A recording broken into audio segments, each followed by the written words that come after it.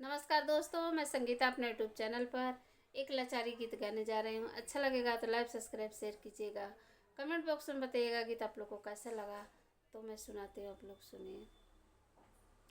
माघ के महीनवा सतावे बलमा तुहरी सुधिया आवे।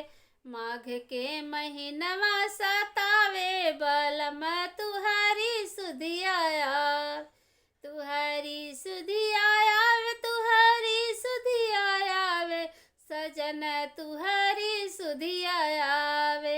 माघ के महीनवा सतावे बलमा तुहरी सुधिया आवे।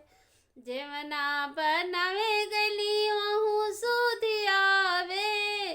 जेवना बनावे गली ओहू सुधिया आवे। जेवना में मन नहीं लागे सजन तुहरी सुधिया आवे। जेवना में मन नहीं लागे बलम तुहरी सुधिया आवे।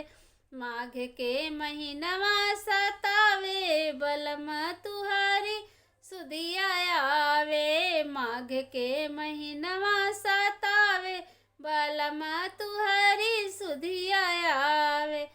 पनिया भरन गली ओहू सुधिया आवे। पनिया भरन गली ओहू सुधिया आवे।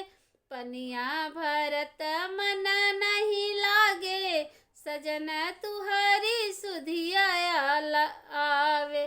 पनिया भरत मन नहीं लागे बलम तुहरी सुधिया आवे।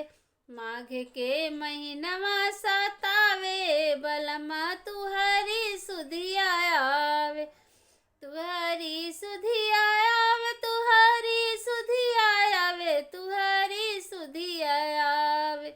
माघ के महीनवा सतावे सजन तुहरी सुधिया आवे।